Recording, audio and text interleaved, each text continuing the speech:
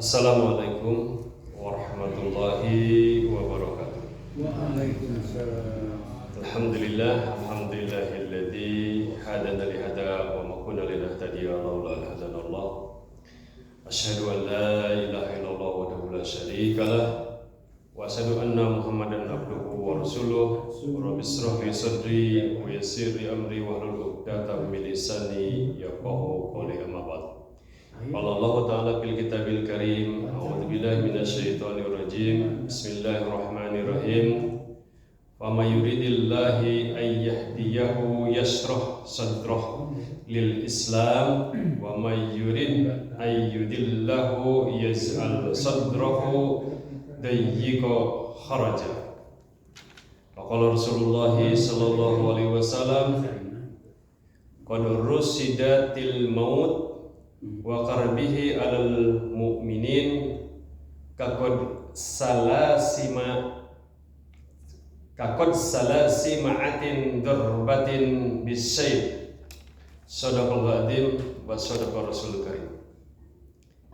Bapak hadirin jamaah subuh yang Allah muliakan, tidak bosan-bosannya kita bersyukur kehadirat Allah Subhanahu wa taala atas limpahan nikmat yang begitu banyak kepada kita, khususan nikmatul Islam wal iman wal hidayah, sehingga pagi ini kita bisa sama-sama menunaikan salat subuh secara berjamaah. Saya tahu di antara kita juga sudah pada doyok, sudah pada lemah lah. Saya sendiri fisik sudah lemah.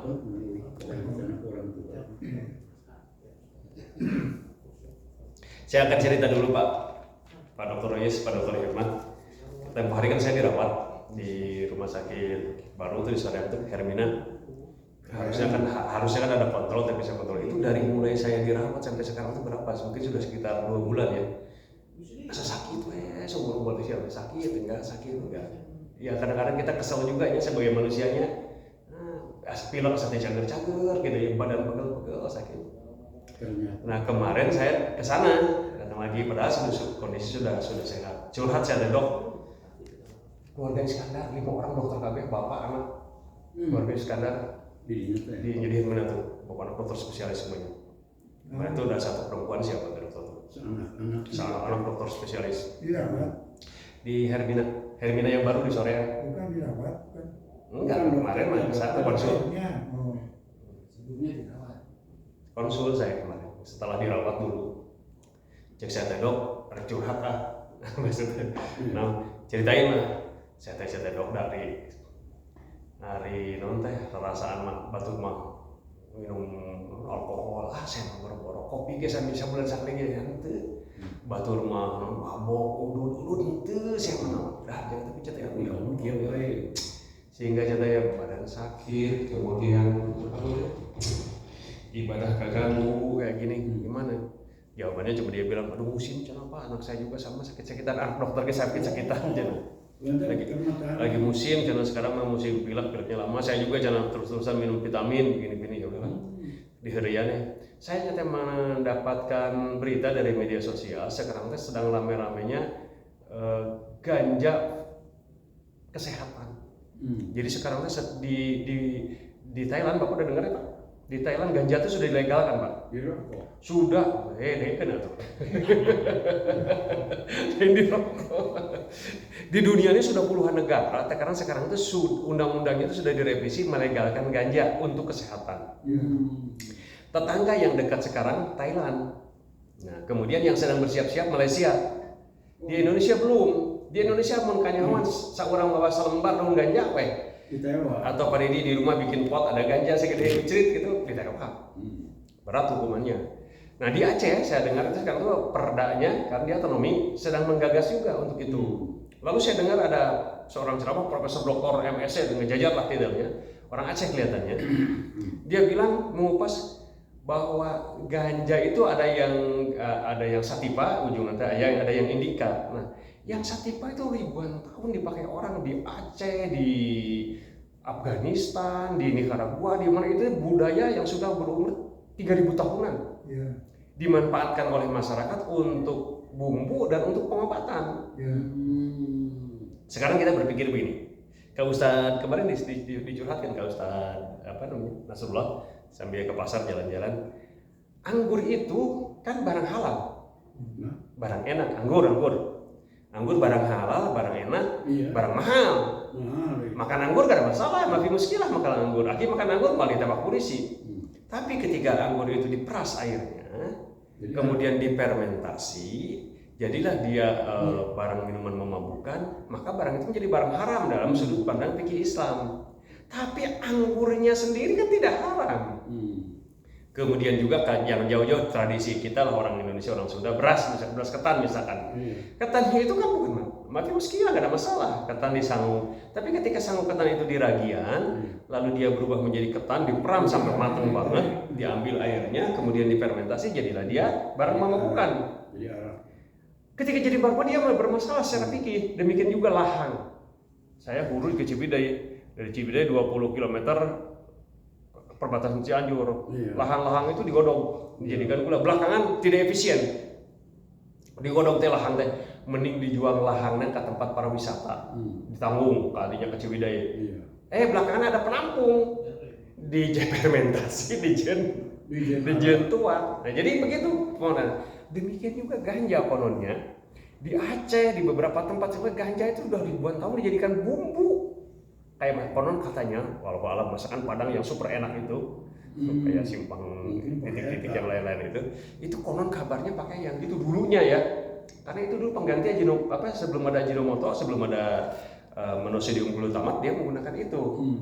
Nah ternyata katanya ada 36 penyakit degeneratif dok, penyakit yang berat kayak saya gula, penyakit akipepen, penyakit itu justru bisa disembuhkan dengan ganja. Tentu saja di bawah di bawah kendali dokter aja itu mah bukan diudut bukan diudut, bukan di bawah kendali dokter, diukur bagaimana dosisnya berapa. Ada kejadian, ada seorang ibu punya anaknya itu ada kelainan penyakit kayak penyakit tungku, dia sampai pakai bawa pelang, tolong izinkan saya mendapatkan ganja untuk kesehatan. Didorong, dan dia datang ke MUI, datang ke DPR, pernah dengar ya? Itu akhirnya gagal. Ada lagi seorang suami, pasangan muda suami istri, lalu dia istrinya tuh kayak kanker serviks stadium 3B katanya. Udah di kemoterapi udah gundul, habis rambutnya, udah hampir habis, akhirnya dapat dia ganja itu. Sudah mulai ada perbaikan dengan daun ganja itu. Dia mungkin dia searching dengan macam malah apa di mah gerobok tadi tewak. Habis dituduh sebagai teroris, bukan bandar, dituduh sebagai bandar dan lain-lain. Akhirnya dihentikan ya, pakai penjikan itu. Masya Allah. Itu hanya sekadar ini aja lah selingan. Jadi ternyata ya itulah, mungkin Allah memberikan obat, memberikan penyakit, memberikan obatnya, hanya kadang kita belum tahu. Dan ada hal-hal yang memang ada kendala psikologi, sosial budaya, undang-undang dan lain-lain. Yang jelas katanya itu Aceh itu, kata si profesor itu, kalau kami diizinkan untuk menanam ganja dengan tentu saja dengan dikendalikannya, nggak perlu lagi cara minta APBD ke miskin APBD. Sekian hektar tuh sudah dapat sekian triliun cara duitnya. Mahal banget cara minyaknya tuh. Minyaknya tuh di sini ada 3 macam lah, indika, sativa, yaitu ujungnya itu macam-macam lah gitu. Cok si dokter teh mau ontong atau apa anak-anak cek bisa nggak saya pergi ke Thailand sekarang, minta rekomendasi dari ibu, minta rekomendasi dari kepolisian, saya mau berobat ke Thailand, bosan cek gering wae orang. Wah cuman kesel. Allah. Anyway, Bapak yang benar itu ganja tipe mana yang paling ringan itu sativa. Jadi begini, namanya apa? Lupa saya apa ya? Titik-titik sativa bahasa Latin. Jadi yang di Aceh sudah lama itu sativa. Iya, dan di Aceh itu salah satu terbaik di dunia, Cem. Iya. Di Aceh itu satu terbaik di dunia. Pokoknya dia bilang 2 hektar bisa dapat 2,3 triliun, Cem. Jadi dia daunnya, batangnya, ada ya Cem eta. Misalkan di Raja Polisi Tentara dibabat gitu, sidik akarna Cem eta bebendul akarna teh. Akan dicabut si babat. Akarna teh Cem lagi si Ujang teh wah can akarna teh. Si Ujang mana? Si Ujang bejo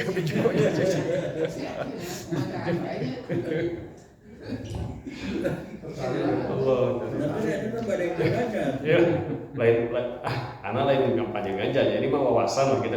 Nah, mereka itu sekarang banyak kelompok sedang beradu isi dengan DPR, dengan pemerintah supaya dicari celah, diberikan izin untuk pengobatan. Karena banyak sekali penyakit degeneratif itu kayak obat kan enak kan. Sok jika abdi punya kencing manis itu jalan ke 4 tahun abdi teh. Penyakit gula teh kieu jeung kieu we. Ayo di bumi injak-injak bumi cek kepepet mah.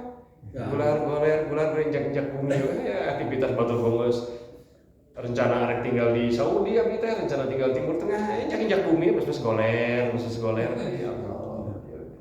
Dan menurut saya mah yang aneh itu Indonesia begini. Kanker mane ya yang sudah lanjut dan nyeri sehingga sehari-hari seolah-olah dijeritan tak mati. Itu kan diobatinya sama morfin. Morfin itu kan hara, bukan hara. Ya jadi itu juga suatu Iya. Kayaknya kalau di dunia kedokteran mah untuk penghilang sakit analgesik dan lain-lain sudah sering. Oke, baik, kita talim dulu sebentar.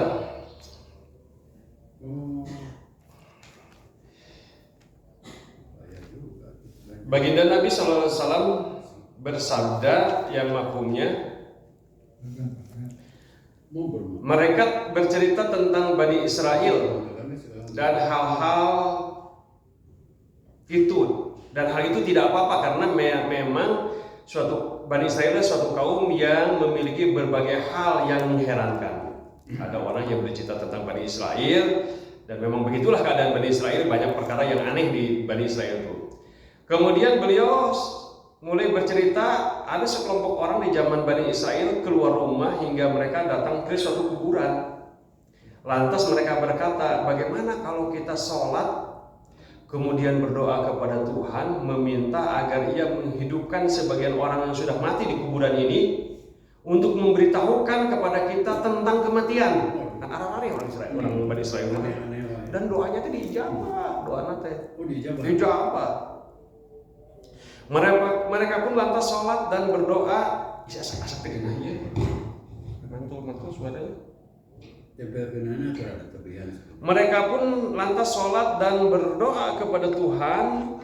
Apa yang mereka minta pun terkabul.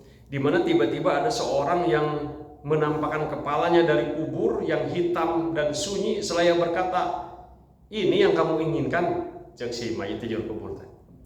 Ini yang kamu inginkan, ingin kau ketahui, demi Allah saya sudah mati 90 tahun yang lalu. Namun sakit sakaratul maut tidaklah lenyap dari diriku hingga saat ini. Seakan-akan masih berada dalam keadaan mati, sakaratul maut, baru saja mati. Maka doakanlah kepada Allah Ta'ala untuk mengembalikan diriku sebagaimana keadaan dahulu. Padahal di antara kedua matanya terdapat bekas sujud. Jadi si Bani Israel yang bangun itu bukan orang sembarangan, orang ahli ibadah, sehingga jidat hidung dan juga akhirnya sujud. Tapi begitulah keadaannya, sudah 90 tahun dikubur pun ternyata rasa sakaratul maut itu masih terasa sampai saat ini. Baginda Nabi SAW bersabda, qad rusidatil maut wa karbihi alal mu'minin kaqad risala sima'ah durbatin bisayf. Kesulitan atau kesakitan berat dan penderitaan mati bagi orang mukmin kira-kira sepadan dengan 300 sabetan pedang. Masya Allah. Tadi kok mantul-mantul sih Ustaz? Hah? Keluar ini nggak enak ini mantul-mantul gitu suaranya. Coba kayak gitu. Hah? Ininya dekat nih. Kalau polonya gede tinggi sok aja kan. Baterainya baterai. Barang siapa yang merasa yakin dan mengetahui bahwa kematian pasti akan datang kepadanya, maka dia harus mempersiapkan diri sebaik-baiknya, senantiasa mengerjakan amal-amal yang baik dan menjauhi amal-amal yang buruk. Karena seseorang tidak tahu kapan kematian itu akan datang. Kita kan yakin kan mati itu akan datang. As-su'al, the problem is kita sudah mempersiapkan dulu. Saya lah sudah mempersiapkan dulu. dalam mundi titah pae suti jiga can siap saya yakin Pak. Aduh loba kene dosa, loba kene amalan mencan kagawean loba gitu. Tapi itu akan datang kepada kita dan kita tidak tahu. Yang tua bisa yang muda bisa mati, kok muda yang tua. Yang sakit, yang sehat bisa mati, apalagi yang sakit gitu. Nah inilah yang kadang-kadang kita itu melalaikan diri Pak. Omong apa orang teh mau teh akan datang. Omong apa orang teh mau teh nong toyong ngadodoho teu apa, tapi orang teh senantiasa tidak siap. Kayaknya hampir semua manusia tidak siap mendatang kematian teh. Mungkin kecuali 1-2 orang-orang yang benar-benar zuhud dunia mempersiapkan. Nah, maka paksakan diri kita, masukkan diri kita kepada lingkungan di mana kita tuh minimal on position lah, pada posisi yang lamun dicabut nyawa teh nya teu parah-parah teuing lah. Sholat berjamaah, ikut taklim, menebar kebaikan, dakwah sedikit-sedikit, hindari fitnah, hindari gibah, hindari adu domba, hindari dosa-dosa lain. Dina kapepet yang misalkan kita sudah adalah bekal, atau kita sudah punya tabungan bekal. Karena ini akan terjadi, dan ini adalah kelemahan manusia. Nabi SAW menjelaskan penderitaan, kesulitan saat kematian sebagai nasihat kepada umatnya agar mempersiapkan diri untuk menghadapi mati dan sabar dengan penderitaan dunia. Mempersiapkan diri kepada kematian dan sabar menghadapi penderitaan dunia. Karena apa? Karena sabar atas penderitaan dunia itu jauh lebih ringan daripada nanti saat kematian datang. Penderitaan mati itu termasuk siksa akhirat, dan siksa akhirat itu jauh lebih berat daripada penderitaan dunia. Penderitaan dunia luar biasa kan kita sekarang, masya Allah, cari rezeki pantang-panting sana sini, nutos gaji nanti cukup. Sakumaha ge gaji dan satu teh cukup bae. Nu gaduh pensiun, anggar teh cukup kene ngarasan teh. Anu gawe anggar rasa kurang kene, apalagi punya tanggungan itu, tanggungan ini. Belum lagi kita didera oleh penyakit, kadang-kadang kesel tahajud sambil duduk karena teu kuat misalkan ke masjid enak, terus mulai lemah misalkan dan lain-lain. Itu kan penderitaan dunia, banyak perkara, belum lagi pikiran-pikiran kita terganggu dengan suasana Epolexos Budham Kanas nanti balaleng misalkan dan lain. Penderitaan dunia begitu banyak. Anak-anak kadang-kadang susah kita dakwahi, susah kita ajak ke masjid dan lain. Itu penderitaan juga bagi kita seorang bapak ini. Tapi oke lah, penderitaan dunia itu hanya bagaikan setitik air di lautan atau sebiji pasir di padang pasir dibandingkan dengan penderitaan nanti di akhirat, dimulai dari kematian sampai nanti kita apakah nanti masuk ke surga ataupun masuk ke neraka. Nauzubillah, mudah-mudahan Allah masukkan kita ke surga semuanya Pak ya. Amin ya Allah ya Rabbal alamin.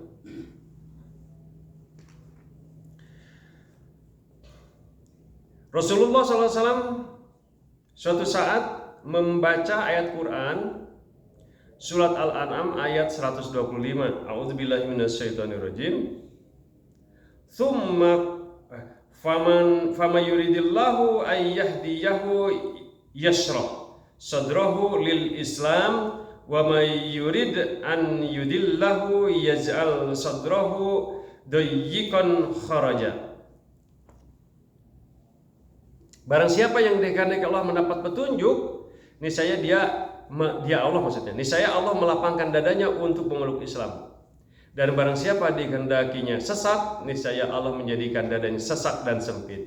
Kemudian beliau bersabda, apabila cahaya Islam itu sudah masuk ke dalam hati, maka hati itu akan menjadi lapang dan terbuka.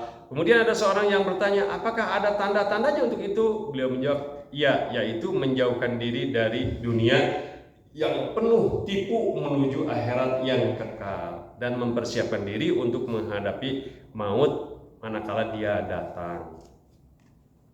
Allah berikan hidayah, hati ini lapang Pak. Diajak puasa, hayu puasa, walaupun hanya 1 bulan. Diajak sholat, hayu sholat sehari 5. Diajak apa aja, kita lapang hati itu tidak berat. Tapi kalau hidayah tidak ada, berat Pak. Diajak sholat berat, ngaji berat. Tadi malam nih kita ngaji yasinan, tinggal 4 orang sekarang majelis yasinan Pak. Ayolah Pak, kita yasinan Pak di sini Pak. Apa ya?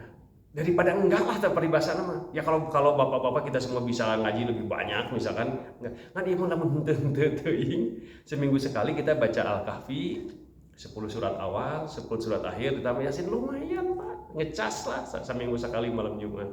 Pagi ya kita Jumatan di sini. Daripada enggak gitu. Ya kalau bisa mah jangan Yasin wae mah. Iya bener. Bisa mah lain Yasin unggul Al-Baqarah, Ali Imran dan lain-lain. Oke lah Kak. Tapi lamun daripada henteu di sini kan Yasin mah rada apa hafal kan ada gancang. Kemudian juga Kahfi sudah sering dari dulu kita baca 10 surat awal Kahfi, 10 akhir Kahfi ditambah Yasin. Katanya saya mah belum lancar, nggak apa-apa, nggak bandungannya mau. Anu bapak yang lain baca apa nggak bandungannya gitu. Itu kalau udah cara gancang teh Ustaz Rosadi dan lain-lain nggak apa-apa, nggak bandungan gitu. Insya Allah Pak dapat pahala dan kita dapat keberkahannya. Hati kita nanti akan diterangkan, dijembarkan ku Allah Subhanahu wa taala. Ja'far bin Burqon meriwayatkan dari Maimun bin Maryam sebagai berikut. Nabi SAW bersabda kepada seseorang sewaktu beliau berdiri memberi nasihat kepadanya, pergunakanlah dengan baik 5 hal sebelum datang 5 hal. Masyhur hadis baik. 1. Masa mudamu sebelum masa tuamu. 2. Sehatmu sebelum sakitmu. 3. Waktu luangmu sebelum waktu sibukmu. 4. Kayamu sebelum miskinmu, dan hidupmu sebelum matimu. Ini terutama waktu muda Pak, kita nasihatkan gitu. Saya zaman kuliah dulu Pak, ingat ya, waktu itu kita fakultas pertanian tuh Pak, lamun di ospeknya, aduh sasangklong Pak. Jika nyiksa nanti sasangklong, seminggu di Pangalengan, di Gojol, di koronangkeun di kebun teh, di comberan-comberan itu. Wah, pokoknya zaman saya dulu yang fakultas MIPA, waduh, kata mah ospeknya, ospek itu siksanya tuh luar biasa. Sudah ada ospek fakultas di kota, ospek himpunan biasa Pak, ospek jurusan saya, aduh disiksanya. Itu teh si kakak-kakak nyiksa teh leung mun jelema bener kabeh mah Pak. Ayah teh diantar mahasiswa abadi teu lulus kuliah ge jarang, tapi giliran musim ospek daratan. Cara rengos daratan itu yang nyiksa batur. Lain mahasiswa berprestasi cum laude itu lain. Main mawen mah nukar itu arok on lah nukar itu. Kadang-kadang daratan. Hayang nyiksa junior. Disiksa di Pangalengan ki. Waduh, corona ki pusat geus wareg lah malam itu teh sampai subuh.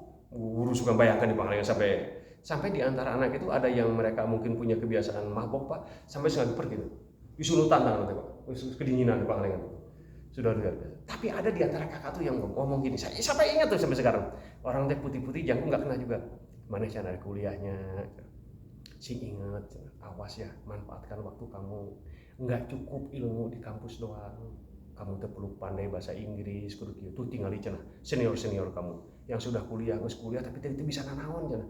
Kuliah nilai pas-pasan, banyak yang tidak lulus bahasa Inggris itu bisa. Ingat eta. Jadi pemicu bagi kami.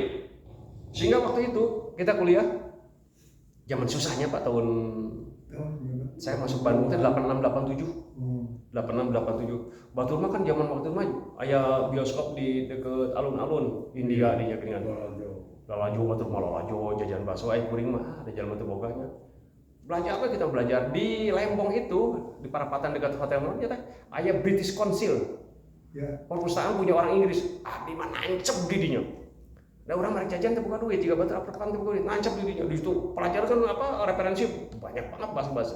Akhirnya bangkrut dikasihkan ke ITB kalau enggak salah itu. Si perpustakaan milik orang Inggris. Ya. British Council. Keren banget waktu itu. Wah, belajar bahasa Inggris masih zaman video, pada ini masih zaman video pada gitu segala macam. Tapi itu membekas betul.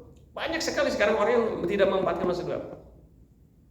Bayangkan, otak pas-pasan, duit teboga, kuliah di universitas abal-abal. Lain nggak gorengkeun ya. Tapi kan percuma sayang, bari males. Coba lah memanfaatkan dia. Dia kuliah katakan 4-5 tahun. Khusus bahasa Inggris ya, untung bahasa Arab lah, luhur ting bahasa. Khusus bahasa minimal ketika lulus saya bisa kan sarjana mah teu pantes, ayeuna mah sarjana teu bisa bahasa Inggris, minimal hello, how are you, emang kan. Kan ada belebeb sarjana belebeb. Akhirnya kita kumaha. Kita mau apa ya, mau dengan pegawaian ke mana-mana kan. Parah kan gitu. Kudu memanfaatkan dia kuliah jurusan apapun kuliah, bahasa Inggris mah bisa ya nama. Mau jurusan kedokteran, mau jurusan pertanian, ekonomi, hukum apapun. Dan itu yang pergaulan internasional. Tapi itu kalau ngandalkan di kampus mah menang mah. Bahasa Inggris di kampus berapa sih? 2 semester paling. Menang misalnya. Contoh itulah bagaimana memanfaatkan waktu muda. Makanya Abi ngomong ada keluarga dari Pangalengan yang kuliah cenah wa gini. Lah kita tong kuliah lah. Ayeuna mah cenah mending init ka Pare cik. Belajar di Pare, di kampung Inggris Pare. Di Pare itu, Dok, ada namanya kursus bahasa Inggris Mr. Kellen, orang pertama kali yang membuka kursus bahasa Inggris di Pare sehingga Pare terkenal sekarang dengan kampung Inggris. Al-Inggris ya Korea. Kampung Inggris di Pare itu. Historikalnya itu siapa? Jadi ceritanya begini, waktu saya dulu ke Pare, di Pare itu kan kampung Inggris, tahu semua kan ya? Di Pare itu Pak, Abi datang ke tukang soto. Assalamualaikum, how are you brother? What is your menu today? Waalaikumsalam, where do you come from? I come from Bandung. Tete tukang soto, tukang bakso. Tukang soto, tukang bakso. What are you doing? You want to course English course? No, I just come here. I want to Arabic course. Arabic course. Ngobrol kita dengan tukang soto teh. Karena suasana itu suasana Inggris di situ tuh. Pelopor nate si Kalen. Mr. Kellen. Jadi Mr. Kellen itu dia tuh siswa Gontor, konon kabarnya, Gontor. Lepas itu entah nggak punya dana, nggak punya apa, dia teh gagal dari Gontor datang ke Pare. Pare teh kabupatennya Kediri kan ya? Kediri. Dirinya teh dia teh niatnya untuk nyantri di pesantren NU tradisional. Oh jadi muslim sekarang teh. Orang asing. Orang Indonesia. Ngaranna Kellen orang Indonesia. Lepas gitu entah bagaimana di didinya tadi pateh kalah muka kursus karena orang Gontor rata-rata bisa pandai bahasa Inggris kan, muka kursus bahasa Inggris gratisan, mekar entah kemana Allah berkah.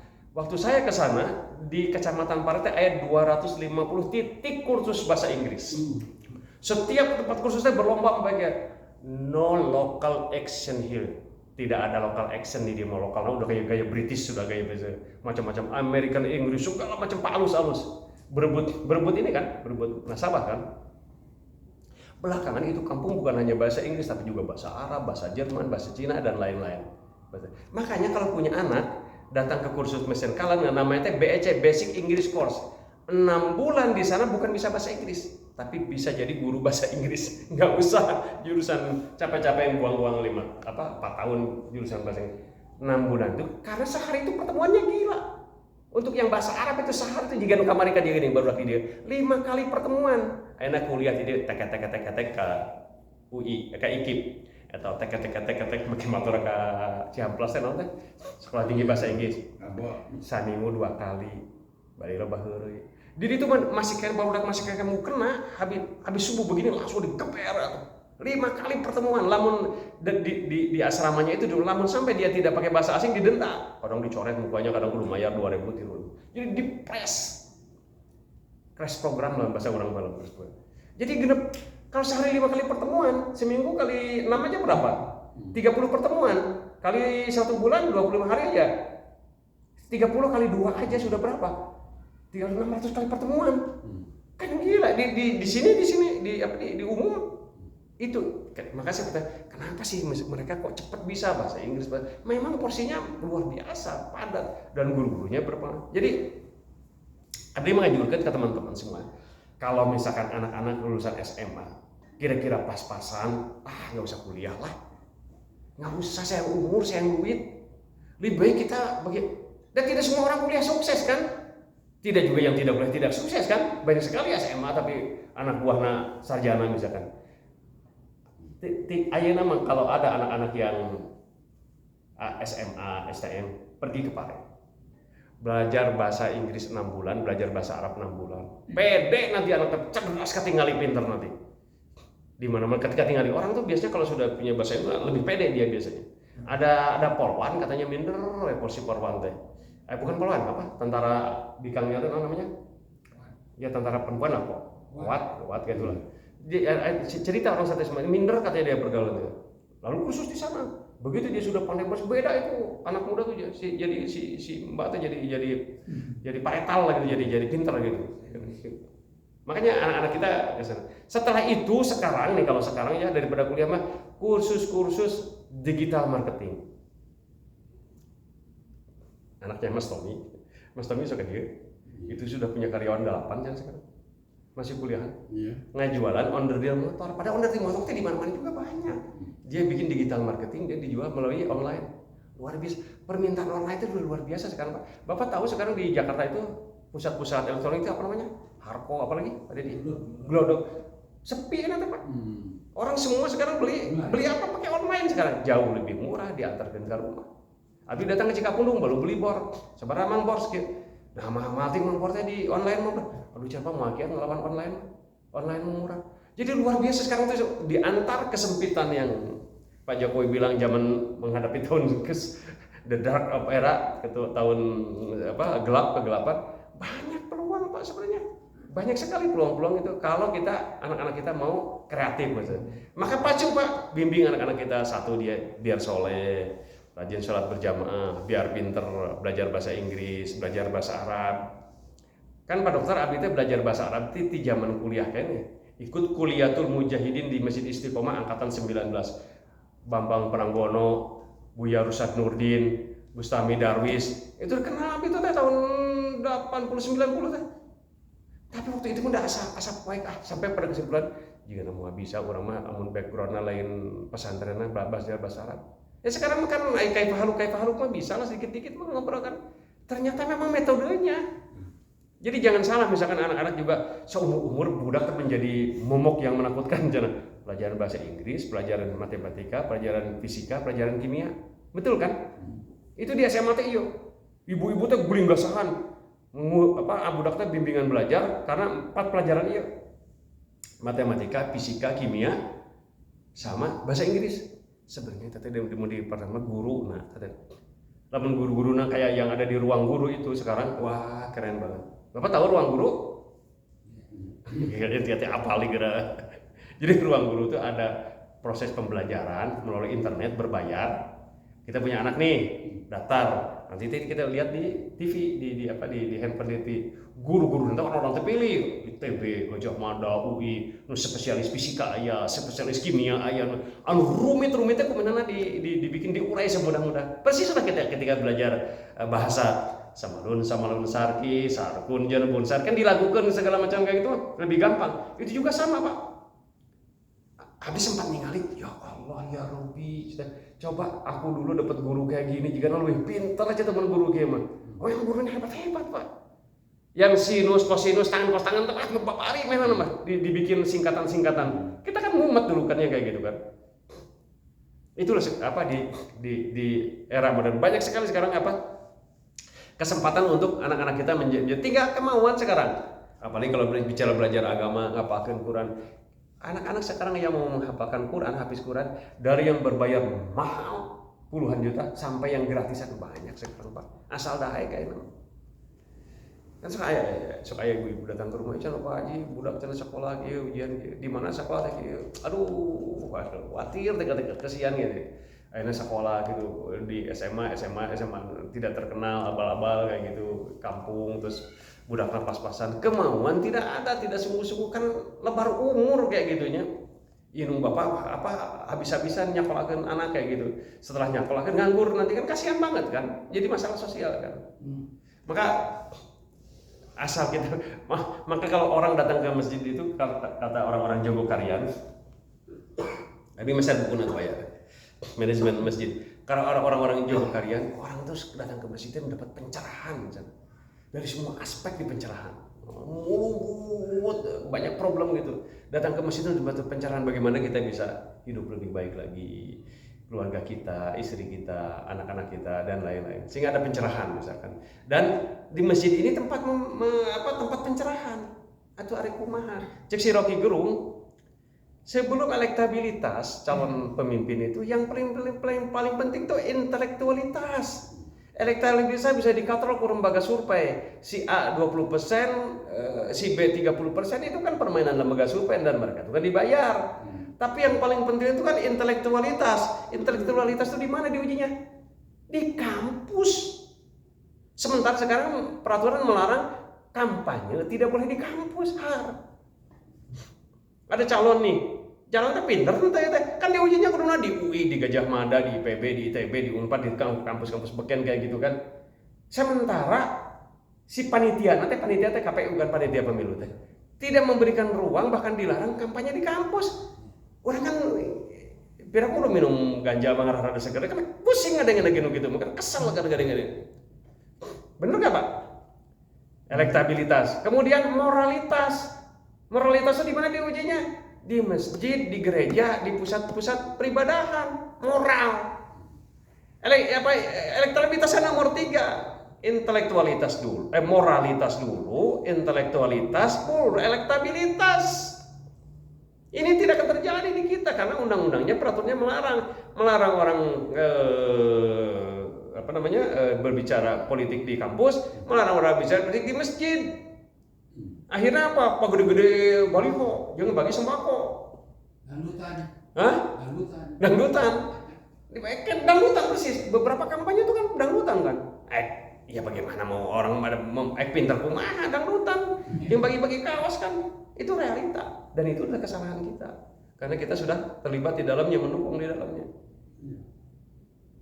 Zaman Nabi pindah dari Mekah ke Madinah, yang pertama dibangun apa? Kantor?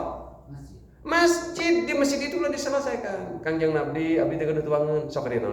Sahabat saya ada yang bisa bantu ini? Bisa bantu. Kangjeng Nabi abdi sakit sok sana bisa bantu gitu, kita carikan obatnya. Kanjeng Nabi pemajikan galak wae yang pasea wae kieu sok atuh diakurkeun. Kanjeng Nabi abdi usaha kieu sok. Sehingga sahabat-sahabat Ansor, sahabat-sahabat Muhajirin datang, cek sahabat Ansor teh, udahlah kita brother, kita ini kan sudah dipersaudarakan wae. Mari butuh naon sok ngomong ka kuring mah. Bila perlu pemajikan kuring dicaraykeun sok jamaah hiji, ari maneh kawin kudu make biaya SMA. Kan begitu kan? Ieu kuring boga imah boga sok bagi-bagi. Cek abang berat enggak lah. No way. Tunjukkan di mana saya pasar. Abang berat itu kan pengusaha, dia dari datang ke pasar. Naon cek nyalok. Beli barang ti aki pepen, tahan ke dia. Pada dia butuh barang ya ke dia. Beli barang ti pada dia jual kan. Pak lihat. Wah, akhirnya jadi pengusaha lagi. Mereka orang yang bukan orang yang begini. Dan itu dikerjakan di masjid. Motornya dimusyawarahkan itu di masjid. Sampai tahanan-tahanan diikat di masjid, penjahat-penjahatan diikat di masjid. Waktu itu saya lihat di filmnya itu makan gandum surabi raksasa, gandum yang makanan orang Arab itu tuh makannya lebih tinggi levelnya dibandingkan kurma.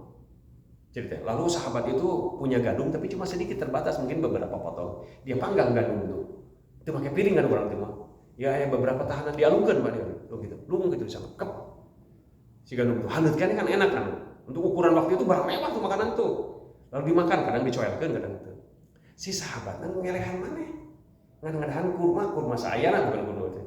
Si tahanan teh. Nah, cenah anak buah Nabi mah sahabat-sahabat Nabi mah cenah boga dahareun teh dibikin ka kuring. Waduh bener cenah aku. Asyhadu alla ilaha illallah wa asyhadu anna rasulullah. Ikramul muslimin. Bagaimana memuliakan sesama muslim, ikram memuliakan orang lain. Demikian juga dalam banyak kasus. Sehingga tahanan-tahanan itu, kalau kita kan ditahan teh masuk kelas kambing, keluar menjadi kelas muning kan. Penjahat kelas 3 masuk ke tahanan, di dalam dia mengikuti proses training dengan penjahat-penjahat gede, keluar jadi penjahat kakap, seolah-olah di training. Iya, training. Dia enggak, begitu masuk dia ditahan itu tuh, dia menjadi orang ningali kelakuan sahabat. Sehingga waktu zaman itu mereka tuh panjang-panjang dah ayyuhannas kulu misluna. Wahai manusia, jadilah kalian seperti kami. Ayyuhannas kulu misluna. Tertarik dengan pribadi-pribadi Nabi, pribadi sahabat dan lain-lain. Ini yang kehilangan kita apa sekarang? Umat Islam kehilangan daya tarik. Sehingga misalkan orang-orang non muslim itu meninggali orang Islam jorok misalkan, kumuh, meninggali masjid yang terlintas tuh lengit senal, lengit sepatu misalkan kayak gitu. Itu keadaan kita sekarang. Dari mana kita harus bisa mengubah ini? Dari masjid, Pak. Bagaimana kita mengubah masjid ini dengan sentuhan-sentuhan. Sekarang misalkan ada yang terkenal itu masjid sudah ada berapa cabang tuh, Masjid Jogokarian dan lain-lain tuh. Yang luar biasa mungkin di sana. Mudah-mudahan Pak ya, kita mudah-mudahan ke depan baik secara pribadi maupun secara jamaah di masjid ini makin lama makin maju. Ilmunya makin meningkat, ketaatan kepada Allah makin meningkat. Kemudian sifat sosialnya juga meningkat dan lain-lain, sehingga kita diberikan keberkahan oleh Allah, diselamatkan baik di dunia maupun di akhirat. Amin ya Allah ya rabbal alamin. Al-haqqu min rabbikum wa hadha minni wa syaitan hadanallahu wa iyyakum ajmain. Subhanakallahumma wa bihamdika asyhadu an la ilaha illa anta astaghfiruka wa atubu ilaik. Assalamualaikum warahmatullahi wabarakatuh. Iya, panas. Ayo sok